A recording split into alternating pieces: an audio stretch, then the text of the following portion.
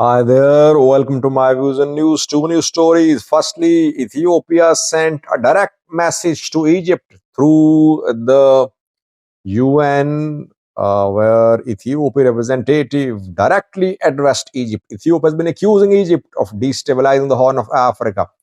But at the UN, Ethiopian representative didn't pull any punches. He outrightly, categorically addressed Egypt and warned Egypt. What did he say? I have a clip for you.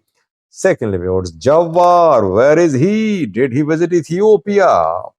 Is he still in Ethiopia or has he left Ethiopia? Let's start with this new story about Jawar. Jawar Mohammed is the Oromo Federalist Congress deputy chairman.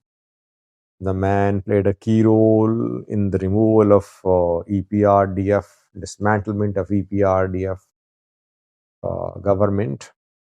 He led kiosks. He's from Oromia. He's founder of Oromia Media Network too. But his politics now is restricted to issuing statements only. The man suffered at the hands of Ethiopian Abiy too when he was put in prison. For more than a year, he had to remain in prison. He was released more than a year ago, and then he spent the most of last 1 year or so abroad. Jawar today posted a social media message. Against this message, PP activists then posted messages criticizing Jawar. Jawar confirmed in his message that he visited Ethiopia recently. And the picture he drew of Ethiopians is appalling.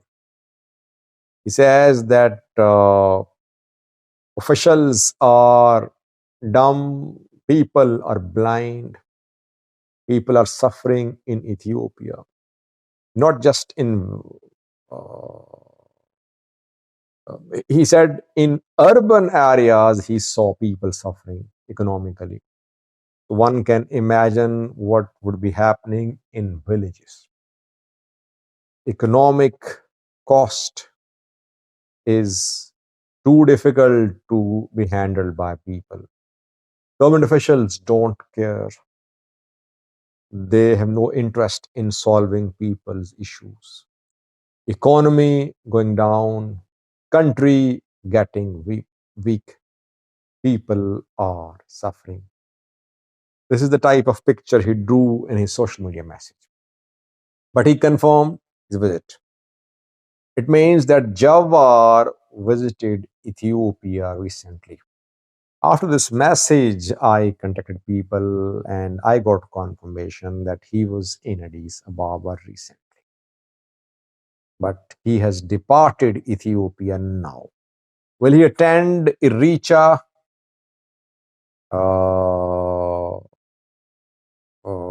at the end of this week?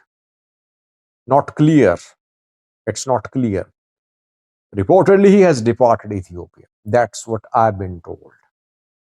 And that is why, after Jawar posted the social media message criticizing the government, Prosperity Party backed activists lashed out at Jawar, saying that Jawar should not destabilize Ethiopia from abroad. He should not try to disrupt the upcoming Iricha sitting in Kenya.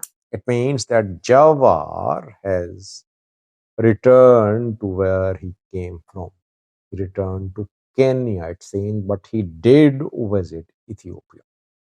It means he was allowed to visit. I mean, without getting the green light from the government, he could not have visited Ethiopia. Some people accuse Jawar that Jawar is in secret agreement with Ethiopian Abiy.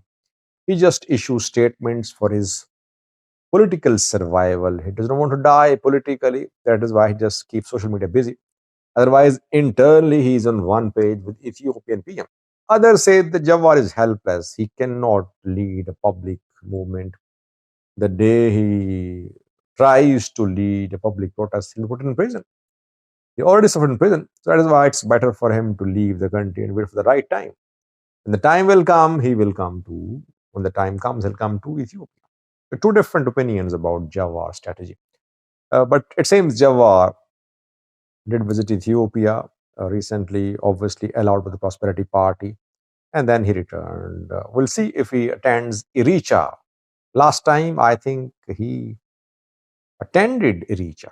I'm not sure, but during one Iricha celebration, his security guards were arrested. It was last year or 2 years ago. So let's see what happens. We'll upload incoming videos. But he visited Ethiopia recently. He confirmed that.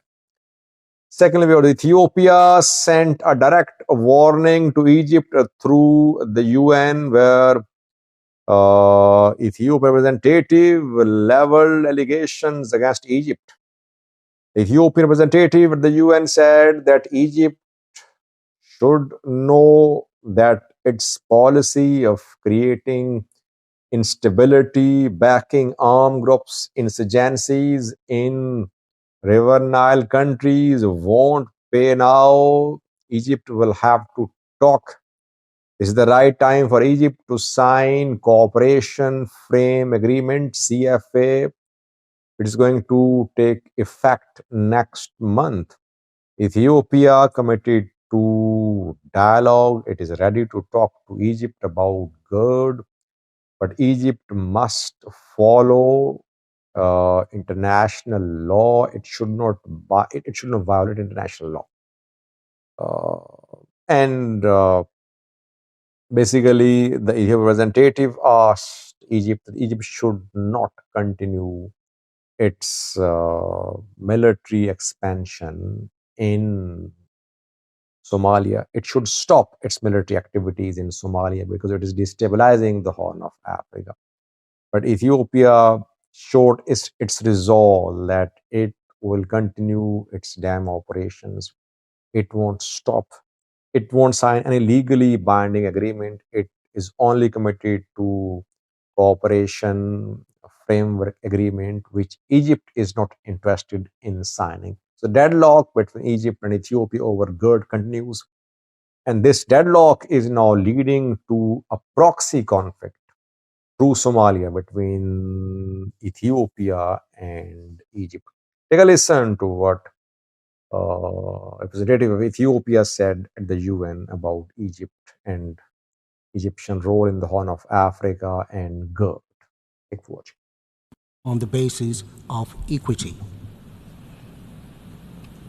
Time will also come for Egypt to realize its best interest is intertwined with and best served by cooperation with riparian countries of the basin. More importantly, the old playbook that seeks to secure unfettered flow of the Nile by preoccupying the source countries with conflict and insurgencies will not work. On this basis, Ethiopia calls on Egypt to immediately stop its destabilization efforts in the Horn of Africa. Time to negotiate and find a win-win solution is now.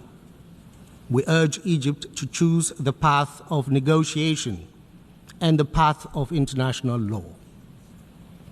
The Cooperative Framework Agreement on the Nile River is entering into force on 13th October 2024.